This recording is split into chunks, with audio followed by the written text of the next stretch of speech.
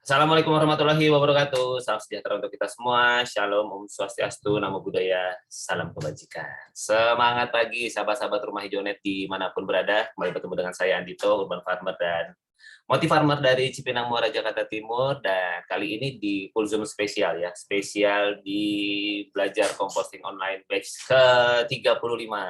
Nah, ini akhirnya ya.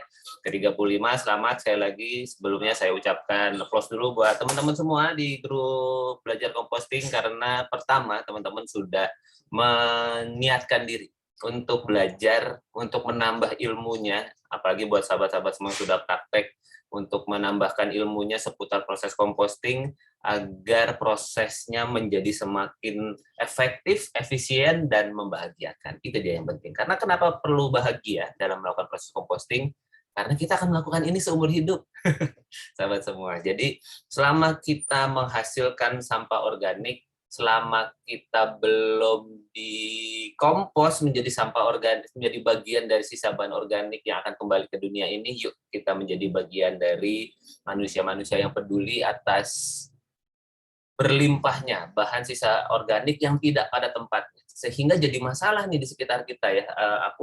Sebelum saya sapa dulu nih, ada Mas Bro Indra yang ada bersama kita. Sehat ya Mas Bro ya. Oke. Aku akhir-akhir ini di timeline lagi beberapa kali lewat berita tentang TPS yang menumpuk, ada di Depok, ada di Pacitan. Setidaknya dua tempat ini menjadi sorotan yang sedang sampai di depan timelineku. Jadi ternyata mau di berbagai kota, di berbagai daerah manapun, penumpukan sampah ini betul-betul jadi isu, betul-betul menjadi hal yang menjadi, katakanlah, perhatian dan sebagainya. Dan ketika aku membaca solusinya akan membangun pengolahan sampah dan sebagainya, oke lah, itu pasti akan membantu mengatasi sebagaimana kalau di Jakarta itu, di Bantar Gebang, aku nggak salah baca, Pak Heru Budi dan tim itu membangun pabrik untuk RDF. RDF itu jadi sisa-sisa sampah yang sebetulnya jadi mereka dipres, sampah-sampah itu dipres kemudian menjadi bahan bakar. Dan memang arahnya sebenarnya bisa ke sana. Jadi diinsinerasi, tapi itu ada proses. Nah, mau sampahnya dibakar, kalau dia dalam keadaan basah, pasti tingkat efektivitas untuk pembakarannya menjadi amat sangat sedikit. Artinya apa? Proses yang sedang kita pelajari bersama, sahabat semua, untuk memilah ya, awalnya memilah dulu sampah organik untuk kita olah secara mandiri, sehingga yang masuk ke TPA atau yang masuk ke TPS itu betul-betul hanya sampah yang kering saja. Ketika hanya sampah yang kering saja yang masuk, itu pasti efektivitas pembakarannya juga akan lebih cepat. Nah, ini yang kemudian akan membuat, katakanlah, proses pengolahan sampah secanggih apapun akan lebih efektif kalau kita melakukan proses pemilahan dan pengolahan sampah sejak dari sumbernya. Selamat datang Kak Zulhi dari Jogja ya. Nanti saya udah ada sedikit pengantar di depannya, nanti Kak Zulhi silakan bisa simak rekamannya setelah acara ini selesai, setelah nanti saya sharekan rekamannya di grup WhatsApp. Oke, jadi saya sedikit menyampaikan pengantar betapa pentingnya ya kita melakukan proses pemilahan dan pengolahan sampah, karena secanggih apapun metode pengolahan sampah di hilir atau di akhir, itu baru akan efektif kalau kita melakukan pemilahan sampah organik di tempat kita masing-masing. Mau dari skala rumah tangga itu terutama. Karena apa? Karena kitalah penyumbang sampah terbesarnya. Jadi nanti pada Kak Zuhi dan Bro Indra ya di siang hari ini, nanti silakan sampaikan kalau ada yang mau ditanyakan di dalam proses mungkin praktek keseharian, mungkin sudah pernah praktek kompos, ataupun ada hal-hal yang mau ditanyakan di dalam program belajar composting online selama beberapa hari terakhir ini di pull-up-nya. Kalau ada yang mau ditanyakan secara langsung, nanti langsung tuliskan saja di kolom chatting, atau bisa langsung open mic saja supaya kemudian kita bisa ngobrol lebih asik. Ini memang momennya kita belajar sambil ngobrol-ngobrol. Saya share screen dulu mengenai materi yang akan saya sampaikan di siang hari ini. Oke, sudah terlihat ya mudah-mudahan ya. Oke, teman-teman semua, ini dia 8 langkah mudah untuk mengubah sampah rumah tangga menjadi pupuk organik ya. Atau ada 8 langkah ya. Kenapa ada 8 langkah? Bukannya keluarnya cuma sampai 7 ya. Emang langkah ke-8-nya akan kita sampaikan di sini. Dan permisi memperkenalkan diri lagi, saya Andito, saya tinggal di Cipinang Muara, Jakarta Timur. Saya praktisi composting sejak tahun 2014 dan saya ayah dari 2 anak homeschooling. seorang urban farmer, digital marketer, dan konsultan, dan edukator gaya hidup sehat. Dan bersyukur sejak tahun 2017 sudah membantu lebih dari 100 sahabat memiliki instalasi hidroponik dan komposter ya di rumahnya masing-masing. Dan bersyukur sekali punya kesempatan untuk berbagi di berbagai instansi, TNI, teman-teman TNI AD adalah salah satunya, lalu kemudian di berbagai perusahaan juga untuk kemudian membantu CSR atau peningkatan katakanlah kapasitas dari tim-tim yang ada di perusahaan tersebut, dan kemudian bersyukur bisa berbagi seputar urban farming juga di dalam dan luar kota, mulai dari NTB, NTT, Jawa Timur, Jawa Barat, dan kemudian di tahun lalu sempat terlibat di dalam proses vokasi, pelatihan vokasi pengolahan sampah bersama program Kotaku dari Kementerian PUPR di Purwakarta dan Bekasi. Dan sebetulnya waktu zaman pandemi, daring itu banyak ya, jadi betul-betul secara online itu ada peningkatan minat sepertinya, jadi subscriber YouTube saya naik hampir separuhnya, jadi separuh yang sekarang ini hampir 8.000 itu mungkin 3.000-an itu masuknya ketika pandemi, lalu kemudian ya banyak berbagi juga secara online, salah satunya mengenai program belajar komposting online yang hari ini, dan saya juga berbagi juga ke teman-teman mahasiswa, supaya kemudian mereka tidak hanya menjadi akademisi yang hanya peduli terhadap hasil produk, tetapi kadang abai untuk kemudian memikirkan bahwa setiap produk ada ekses sampahnya dan sebagainya. Nah, itu yang kemudian saya ingatkan untuk menjadi akademisi yang peduli terhadap lingkungannya, terhadap keberlangsungan tempat tinggal kita ini. Karena kalau bukan kita yang memikirkan lingkungan kita, terus siapa lagi? Gitu ya, sahabat semua. Oke, 8 langkah mudah. Yang pertama, mindset. Ya, sahabat semua, di dalam Pulwap saya sudah sampaikan sebuah video singkat, dan saya ingin mengajak teman-teman untuk melihat bahwa ini data yang saya ambil dari SIPSN, ya, sumber informasi pengelolaan sampah nasional. Nah, ini yang kemudian kita bisa lihat bahwa dari tahun 2022, input dari 171 kabupaten se-Indonesia itu yang tidak terkelola, kita fokus di sampah yang tidak terkelola ini, teman-teman semua, itu ada 33%. Masih ada 6 jutaan ton per tahun. Dan ini tahun 2022. 2023 bayangannya sih saya lebih banyak, karena apa? Masih belum ada sebuah pola dalam keseharian kita yang cukup signifikan, yaitu yang membuang sampah sebagaimana membuang sampah seperti pada umumnya gitu. Sudah pada tempatnya, tetapi tidak sesuai dengan jenisnya. Karena yang sampah organik kecampur dengan sampah anorganik, jadilah sampah tidak terkelola itu. Begitu ya sahabat semua. Dan tidak bisa dipungkiri memang kita lah ya sebagai penyumbang sampah terbesar, yaitu sisa makanan dan dari rumah tangga. Siapa di sini yang masih menyampur sampah organiknya dengan sampah anorganik? Saya dulu begitu, teman-teman semua. Ini yang kemudian kita perlu pelajari dan perlu kita lihat bahwa ini hal yang bisa kita lakukan bersama dan akan sangat signifikan mengurangi garis atau luasan biru itu ya, luasan biru yang kita punya peranan di sisa makanan dan sampah rumah tangga, kita sangat bisa kurangi. Dan teman-teman akan lihat bahwa ketika kita mengurangi si bagian kita ini, yaitu memilah sampah dan kemudian mengolahnya secara mandiri, itu akan mengurangi secara signifikan, karena 80% sampah kita akan bisa teratasi kalau tidak ada sampah organiknya. Setuju? Kita lihat terus ya. Jadi bila pola persampahan tidak berubah dan terus dilakukan seperti ini setiap hari, maka kemampuan TPS dan TPA kita semakin lama akan semakin menipis. Jadi apa solusinya? Composting ya, yang kita sedang pelajari hari ini, yaitu memilah dan mengolah sampah dari sumbernya. Nah, mengapa perlu melakukan composting? Nah, karena ini benar ya tadi saya katakan, 80% tumpukan sampahnya itu amat sangat bisa dikurangi. Dan setiap sampah yang terpilah bisa jadi manfaat, memiliki nilai ekonomis, menyuburkan tanah, dan jelas akan membuat lingkungan kita, tempat tinggal kita satu-satunya ya sahabat semua ya, kita belum bisa punya opsi untuk pindah ke bumi yang lain, untuk pindah ke planet yang lain, ke Mars dan sebagainya. Andai nanti suatu hari kita pindah ke bumi yang baru pun, kita tetap perlu melakukan hal yang sama, yaitu nggak nyampah, betul-betul memilah. Jadi sisa makan kita tempatkan sendiri, biarkan dia terkompos di bumi yang saat ini maupun bumi yang baru nanti, maupun tempat tinggal kita yang akan datang. Oh, kayaknya futuristik banget omongannya, kayaknya belum nyampe sekarang. Iya, teknologinya memang belum sampai, tapi kalau sampai suatu hari kita punya kesempatan untuk benar-benar pindah bumi gitu ya, karena bumi kita sudah makin padat kabarnya, maka kita tetap perlu menjadi pionir. Katakanlah orang-orang yang punya kesadaran bahwa yuk kita pilah sampah organiknya, jangan dicampur di satu tempat, walaupun kemudian bisa dibakar sekalipun. Kalau ini bisa dikompos, maka dikompos, karena ini adalah material yang sangat bermanfaat untuk tanah kita, tempat kita menumbuhkan tanaman lagi. Nah, ini yang kita perlu kuatkan di dalam mindset kita, ya, sahabat semua. Oke, kategori sampah di dalam kesempatan belajar ini saya mengkategorikan menjadi dua dulu aja, yaitu organik dan yang anorganik. Kita cukup pilih dua ini, sudah amat sangat cukup sekali.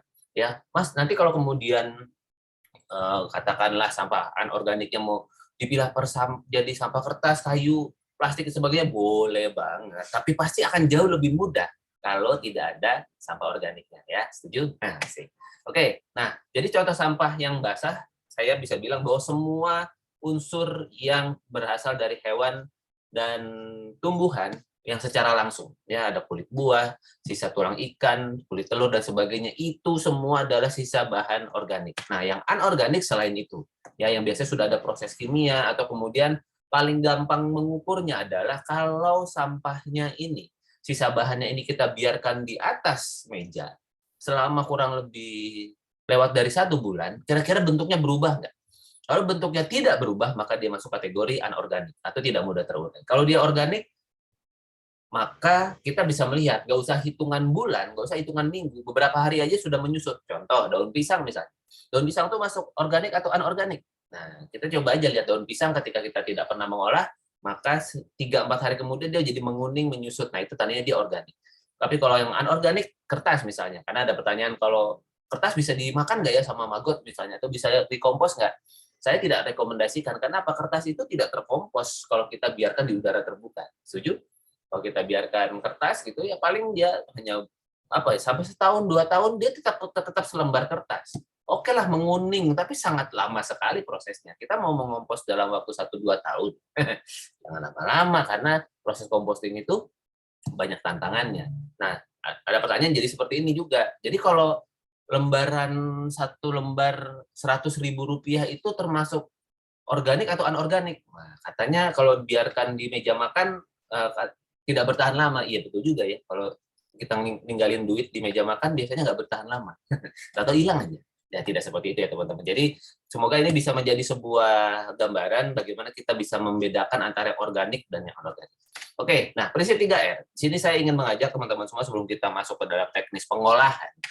Karena pengolahan itu ada di bawah, di recycle. Jadi sebelum kita masuk ke recycle-nya, kita reduce dulu. Kita ngurangin dulu yuk. Kita mengurangi apa-apa yang kita hasilkan, khususnya di sampah anorganik. Nah, yang paling gampang dan dekat di dalam keseharian kita adalah belanja. Ya, siapa di sini yang setiap hari belanja atau tidak pernah belanja? Nah, kayaknya tidak ada ya. Kita pasti belanja ke pasar, dan saya ingin mengajak teman-teman semua peserta belajar composting online yang ada secara langsung. Di sini ada Kak Indra, ada Bro Indra, dan ada Kak Zulki. Yuk kita mulai mencoba ketika kita belanja ke pasar, kita menyediakan wadah-wadah berkali pakai, khususnya untuk membeli barang-barang yang pasti kalau plastiknya kena barang itu, kita nggak akan pakai lagi. Ya, contoh misalnya apa, daging ayam, daging ikan, tahu, ya apalagi misalnya oncom dan sebagainya, yang kalau kemudian kita plastikin, plastiknya pasti nggak dipakai lagi. Ya, misalnya apa, kita beli ayam, biasanya pakai kantong plastik, pasti plastiknya ketika tercemar darah dan sebagainya, lemak dan sebagainya, udah nggak akan kita pakai lagi kan? Ada gitu yang nyuci plastiknya? Ada, tapi kita tidak, jarang banget yang ada di kesadaran atau kemauan untuk mengalokasikan waktu dan energinya untuk menyuciin kantong plastik bekas belanja. Ya, jadi saya ingin mengajak teman-teman semua, yuk kita menggunakan wadah berkali pakai untuk beli barang-barang itu. Ya, jadi saya sudah sejak tahun 2014 melakukan itu, dan ya seru juga tantangannya ya ketika di pasar mereka ngeliat nih ada orang aneh banget nih ke pasar bawa-bawa kotak gitu ya, terus kemudian ya ditawari pas nggak, saya lagi ngurangin gitu. Terus kemudian ya 1-2 minggu masih aneh, tapi begitu sudah lewat bulan bahkan tahun, kalau saya datang ke sana, oh, malah saya yang kemudian dalam tanda kutip di endorse ya sama si pedagang-pedagangan. Duh, kayak masih ini tuh, jangan pakai apa, nggak usah pakai plastik, lumayan ngurangin. Saya jadi nggak belanja plastik. Wah, jadi begitu. Tapi lumayan lah. Ya memang tujuannya adalah ngurangin ya teman-teman. Jadi saya mengajak teman-teman semua untuk mengurangi dulu, dan salah satu yang paling gampang adalah dari belanja kita terhadap barang-barang yang pasti basah. Ya, kalau pakai plastik pun saya kadang-kadang requestnya plastik yang keras sekalian, yang warnanya merah kah atau kemudian besar. Kenapa saya mau pakai lagi? Jadi kita masuk ke kategori kedua yang reuse. Jadi saya bukannya, mohon maaf iklan kendaraan sebentar. Jadi saya bukannya anti plastik, tidak. Saya tidak anti plastik karena saya bisa stres nanti ya berada di dunia yang penuh plastik ini, terus kita anti plastik, bisa tidak mindful nanti hidup saya, gitu bisa berbahaya sekali. Saya menerima dan saya kemudian menyikapi bahwa kalau plastik itu menjadi sebuah hal yang bisa digunakan berkali-kali. Karena kalau teman-teman mungkin pernah mendengarkan atau dapat informasi bahwa sebetulnya teknologi plastik itu diciptakan untuk menyelamatkan bumi. Asik kan? Iya memang, karena pada awalnya kita manusia berbelanja menggunakan kantong kertas. Kantong kertas yang karena dipakainya hanya sekali pakai dan memang cenderung mudah robek, mudah rusak dan sebagainya. Dan kertas itu berasal dari pohon dan ketika kita menebang banyak pohon artinya berbahaya untuk kehidupan kita, maka ditemukanlah sebuah bahan dari minyak bumi yang kemudian bisa lebih tahan pakai, bisa dipakai berkali-kali. Ini tujuannya dipakai berkali-kali. Kok ya sekarang plastiknya malah dipakainya cuma sekali. Jadi sampah lagi, jadi masalah lagi. Ya, sahabat semua. Jadi bukan soal plastik atau kertasnya, tetapi bagaimana kita menyikapi dan sudah mempersiapkan ini kita akan pakai berkali-kali, berulang-ulang pakai. Itu saja dulu.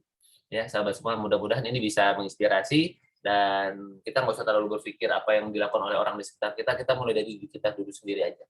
Sehari kita bisa setiap belanja ngurangin 5 kantong plastik aja, udah lumayan banget kan, ya teman-teman semua. Nah ini yang kemudian kita coba lakukan bersama. Dan tentu sampah kering ketika dipilah banyak sekali yang bisa kita lakukan. Teman-teman bisa setorkan ke bank sampah dan sebagainya. Nah ini beberapa aktivitas yang pernah saya lakukan yaitu menyetorkan ke bank sampah. Namun sekarang ada gerakan aplikasi yang mendukung gerakan minim sampah. Misalnya ada siklus ya, yang ini dia ngisi ulang gitu. Jadi misalnya kita beli minyak goreng, kita nggak usah beli pouchnya lagi, udah kita tinggal menyediakan botol atau kemudian sabun cuci piring dan sebagainya, itu bisa kemudian kita bisa isi ulang tanpa kita beli kemasannya. Ada aplikasi siklus di Jakarta, ada armada kemasan yang bisa ngambil sampai plastik receh, lalu kemudian ada duitnya bisa ngambil popok dan sebagainya.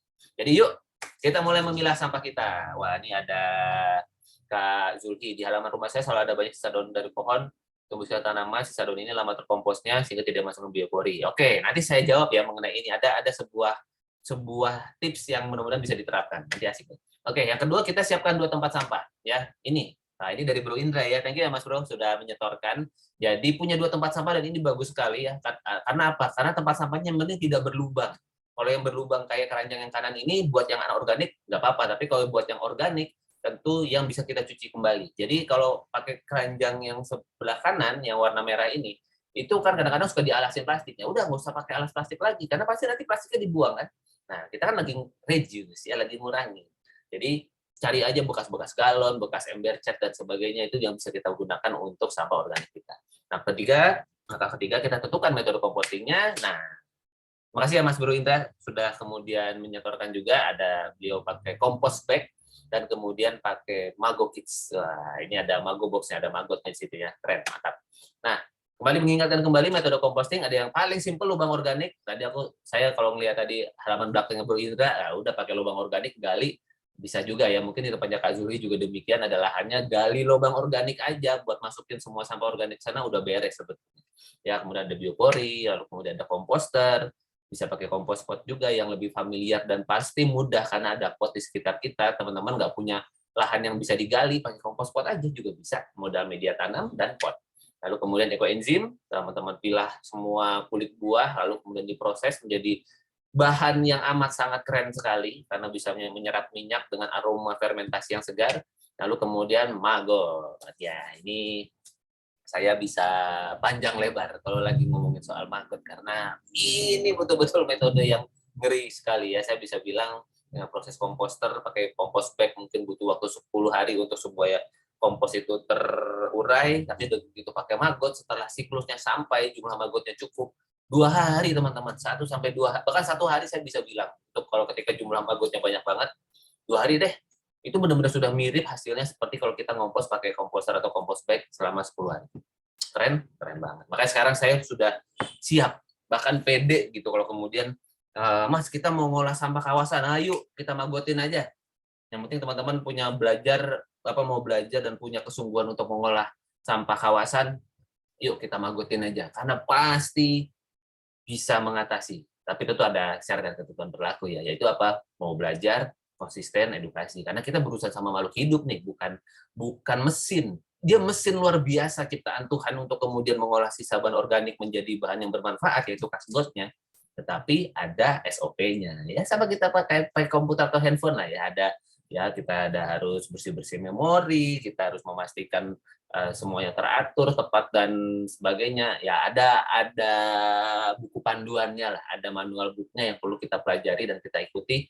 Begitu teman-teman bisa menjalankan dengan benar, maka ini adalah salah satu metode composting yang amat sangat luar biasa. Begitu ya teman-teman semua. Oke, yang keempat membuat mol, yaitu campuran air, beras, dan gula. Tujuannya apa? Tujuannya menghadirkan bakteri supaya kemudian proses composting jadi lebih cepat. Nah, karena belum ada yang menyetorkan, saya skip dulu karena ini teman-teman bisa ngisi ya di sini ya.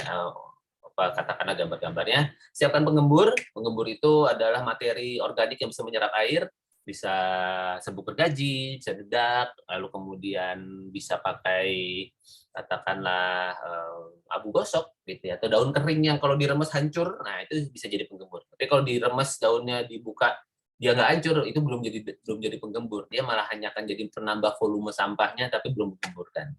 Nah, yang keenam kita mencacah sampah, pastikan teman-teman sedapat mungkin dicacah, tidak perlu terlalu halus, tapi setidaknya dia tercacah lah, jadi tidak dalam bentuk panjang-panjang atau lembaran-lembaran, dikurangi ukurannya supaya kemudian jadi lebih mudah terurai oleh si bakterinya. Dan 7, saatnya composting, dan teman-teman mau ada yang menyetorkan, nggak apa-apa, kita masih ada waktu sekitar 4 minggu ke depan untuk teman-teman praktek, dan hasilnya, prosesnya, sampaikan di grup WhatsApp, supaya kemudian nanti bisa dapat feedback dari kita semua. Nah, saya juga berawal dari proses composting teman-teman semua di tahun 2014. Mentor saya Mbak Wilda ini datang ke rumah membawakan komposter. Lalu kemudian dari sinilah semua bermula. Saya mencacah sampah, saya kemudian memberikan bakterinya juga. Waktu itu ada bakterinya dalam bentuk botolan seperti itu. Lalu kemudian nyata bisa ganti pakai air, beras, dan gula. Kasih penggembur juga. Waktu itu juga bentuknya kayak karungan serbuk campuran, katanya abu dari Gunung Merapi lah apa segala macam ya. Wes itu memang bermanfaat buat ngurangin kelembapan, masukkan ke dalam komposter, saya bisa panen dalam waktu 10-14 hari, dan yang saya dapatkan pertama adalah pupuk cairnya ya teman-teman. Saya dapat pupuk cairnya, saya bisa terapkan ke tanaman, dan dapat pupuk padatnya juga, dan ya itulah yang saya lakukan sampai hari ini, dan komposter itu masih saya pakai. Walaupun copang-camping karena tikus itu memang ngeri kali ya. Saya sampai hari ini masih berjuang itu menemukan metode terbaik buat mengatasi hama tikus di rumah. Nah, kalau ekoenzim dia mengompos atau memfermentasi kulit buah dengan takaran tertentu yang menggunakan gula merah, dan kemudian dengan takaran tertentunya ini diamkan selama 3 bulan. Nah, tantangannya di waktu yang lama ini, dan tapi ketika kemudian hasilnya bisa dipanen, itu cakep banget ya sih. Ekoenzimnya itu keren sekali. Dan nah ini dia nih teman-teman semua, langkah ke-8-nya adalah yuk kita ulangi lagi proses compostingnya. Karena itulah yang akan kita lakukan lagi dari awal, kita mantapkan niat kita lagi, kita pilah lagi, kita tentukan metodenya lagi, lalu kemudian kita berikan mol, beri penggembur, kita cacah, kita kompos, dan akhirnya kembali lagi kita ulangi lagi prosesnya. Begitu terus teman-teman semua, dan hasilnya adalah saya bisa bilang semua pupuknya itu bisa bermanfaat untuk menanam, untuk menyuburkan tanah dan menghasilkan tanaman yang bisa kita nikmati di rumah kita. Gak harus tanaman pakan ya sahabat semua, seperti tomat, sawi yang saya lagi kasih ceritanya ini. Tetapi sebetulnya ketika tanaman itu bertumbuh, ada daunnya, maka sedang terjadi proses pertukaran gas, oksigen dan karbon dioksida. Bukankah begitu sahabat semua? Nah, ini yang kemudian kita syukuri. Jadi ya begitu kita jaga kesuburan tanah, pasti kan tanamannya juga akan lebih berbahagia gitu ya. Dia akan memberikan udara yang lebih baik lagi untuk kita. Mungkin kalau ada buahnya juga kasih buahnya. Maka yuk kita mengompos, kita kembalikan sisa bahan kita, bukan berakhir di TPS atau TPA, tapi kita berikan kepada mereka tentu dengan kita proses terlebih dahulu. Ya, jadi tidak hanya kalau punya lahan sih asik ya, seperti tadi saya ceritanya itu di lahan sebelah rumah saya yang sekarang sudah jadi minimarket. Nah, sekarang tapi kita tetap bisa berkebun dengan menggunakan polybag ya. Dan menggunakan polybag ini kita bisa berkebun, lalu kemudian kita juga bisa pakai raised bed kalau lahan kita nggak bisa digali atau keras. tinggal kita naikkan saja potnya dan panen deh. Ini dia yang paling asik. Dan sahabat semua, saya ingin mengajak teman-teman untuk melihat bahwa melakukan composting itu bukan hanya untuk kita hari ini, tapi untuk masa depan bumi kita. Semoga apa yang kita pelajari seminggu ini dan kemudian selama 4 minggu ke depan bisa bermanfaat buat teman-teman semua, dan setidaknya sahabat semua sudah memulai, dan ketahuilah bahwa Anda tidak sendiri. Setidaknya ada teman seangkatan Anda di grup batch 35 ini, dan ada saya yang kayak sampai hari ini gak kepikiran sedikit pun untuk tidak melakukan proses composting. Ibaratnya dimanapun saya berada, saya akan berusaha memilah, saya akan berusaha mengolah. Kalau saya tinggal lebih dari 1 minggu ya di sebuah tempat, pasti saya akan gimana caranya saya bisa memilah sampah organik saya supaya nggak kecampur ke TPS dan TPA. Dan itu akan terus saya lakukan, sepertinya itu sudah ada di dalam segenap jiwa dan raga saya, di dalam darah saya untuk melakukan proses composting ini. Jadi kapanpun teman-teman sedang merasa kurang bersemangat atau kurang motivasi, japri saya aja. Tanya, Mas, ini compostingnya gimana, apa segala macam. Niscaya kita akan temukan solusinya bersama-sama. Makanya saya pakai kaos ini, namanya Motifarmer. Buat apa? Buat memotivasi saya sendiri, bukan buat gaya-gayaan sebenarnya. Supaya kemudian saya terus termotivasi bahwa proses yang kita lakukan ini adalah proses seumur hidup untuk semua. Begitu, dan ini media sosial saya bisa disimpan, dan mungkin ada yang belum saling follow aja untuk kemudian kita bisa saling bertanya. Waktu itu grup WhatsApp ada, bisa di Instagram juga, bisa di TikTok, YouTube, Facebook, dan kemudian di website-nya juga. Oke, mari kita masuk ke sesi diskusi saatnya pertanyaan, dan saya ucapkan terima kasih untuk waktunya yang sudah dialokasikan khususnya buat Bro Indra, buat Kak Zulki, dan teman-teman yang menyaksikan rekaman ini. Semoga bisa bermanfaat. Mari kita masuk ke sesi diskusi. Oke, sebelumnya teman-teman, kebetulan ini Zoom-nya masih bukan yang berbayar, sehingga nanti per 40 menit dia akan minta berganti. Nanti kita, kalau masih ada diskusinya masih berlanjut, kita masuk lagi ke link yang sama ya. Kita masuk ke sesi kedua untuk kita melanjutkan obrolan kalau ada yang mau diobrolkan. Oke, sebelum aku minta Bro Indra untuk mungkin ada yang mau disampaikan, boleh nanti open mic. Saya mau jawab dulu pertanyaan dari Kak Zulki mengenai daun kering yang kalau dibakar menjadi penggembur kompos, apakah sudah tepat? Bisa, Kak. Ya, asal daun aja ya, tidak pakai plastik. Jadi nggak ada bahan anorganiknya sama sekali. Kalau daunnya aja dibakar, it's okay. Kalau dibakar, ada sebuah hal yang mungkin perlu diperhatikan, karena begini, mungkin berbeda tempat tinggal ya. Saya mungkin kalau di tempatnya Kak Zulki, bakar sampah masih menjadi sebuah hal yang biasa. Kalau di tempat saya, kalau ada yang berani bakar sampah, kita geruduk. Maksudnya, karena asapnya itu bisa ke kiri kanan gitu. Kita bisa, ini siapa sih ini siang-siang bakar sampah gitu ya, selama masih bisa ditoleransi ya sudahlah. Gitu. Tapi ketika sampai seharian kita rumahnya kemasukan asap dan sebagainya, wah kita pasti bertanya kepada yang melakukan itu. Kenapa harus bakar-bakar gitu? Orang kita komplek yang dempet-dempet bakar-bakar. Emangnya udara punya lu doang gitu kan? Kita juga butuh udara segar gitu. Kurang lebih gitu. Kalau di tempat saya Kak Zulfi, tapi kalau di tempatnya Kak Zulfi masih bisa membakar sampah dan itu menjadi habit katakanlah lingkungan gitu ya, itu sangat bisa dilakukan, dan nanti si abunya itu bisa dikumpulkan dan jadi penggembur. Bagus Kak. Keren. Saya pas di titik ingin kembali kebiasaan membuang sampah, senang saya bisa ikut kelas ini. Saya yang senang Kak, karena ada bertemu lagi sama teman-teman yang bersemangat untuk kemudian melakukan proses pemilahan dan pengolahan sampah, mau belajar, dan ibaratnya ilmu ini kita nggak tahu kapan dipraktekannya.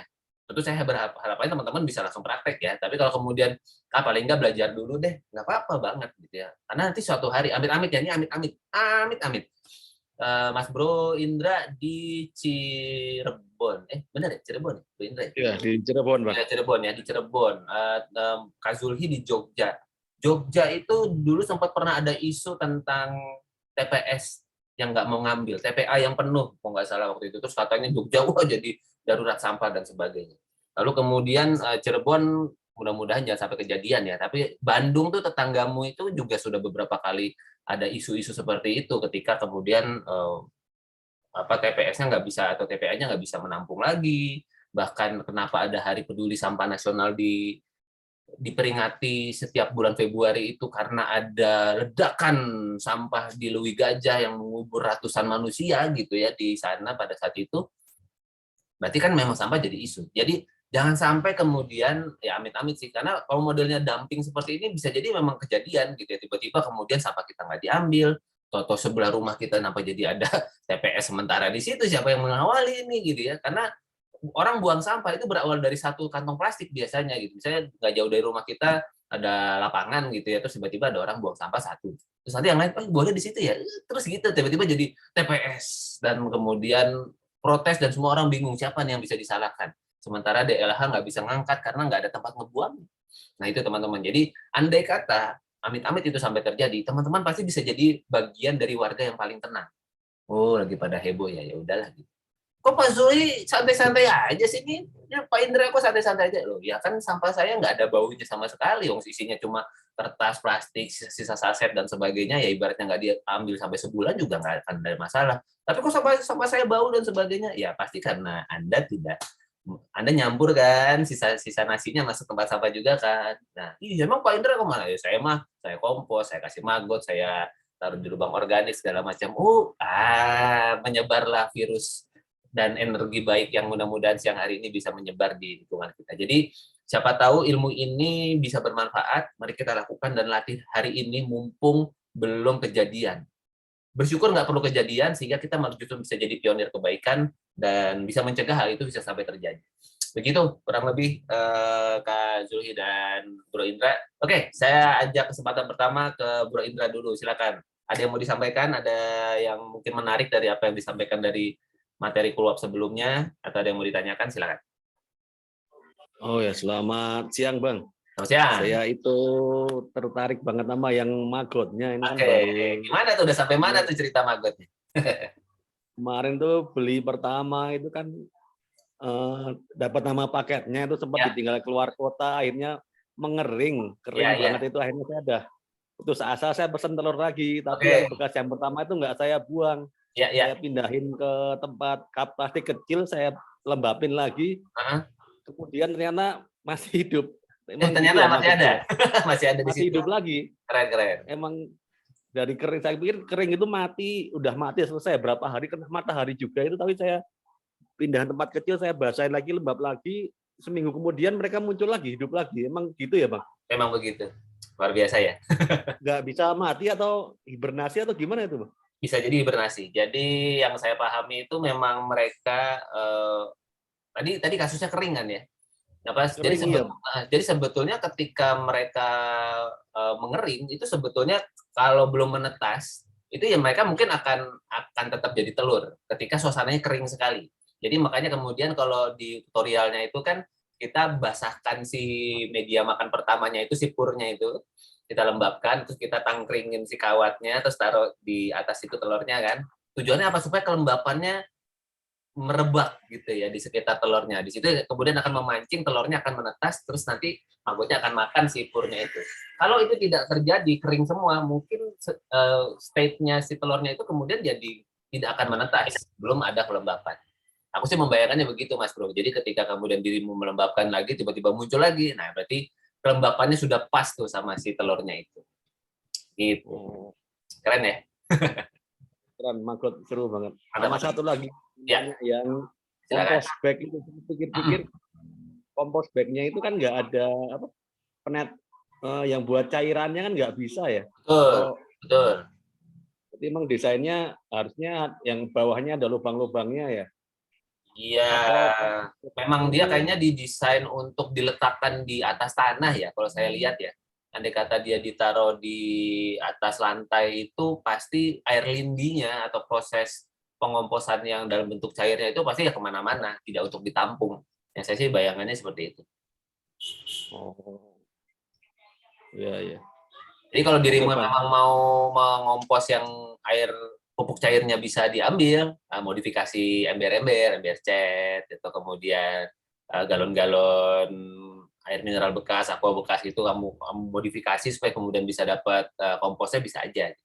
Tapi kalau Oh, model kompos bag, setahu saya memang tidak didesain untuk mendapatkan pupuk cair. Pupuk cairnya itu turun secara alami. Jadi misalnya kamu naruh kompos bagmu di bawah pohon pisang misalnya, wah udah rezekinya pohon pisang itu nanti semua hasil komposmu itu di sana. Kemudian kalau ada air lindinya langsung diambil tuh sama si pohon pisang dan teman-teman yang sekitar itu. Itu sih. iya, siap. Oke Bang. Oke, Sementara sip. cukup Bang, nanti Terima kasih. chat. Bro Indra, apa ada yang mau tanyakan silahkan sampaikan. Silakan Kak Zuli, ada yang mau diceritakan, mau disampaikan? Kita masih punya waktu beberapa menit, silakan.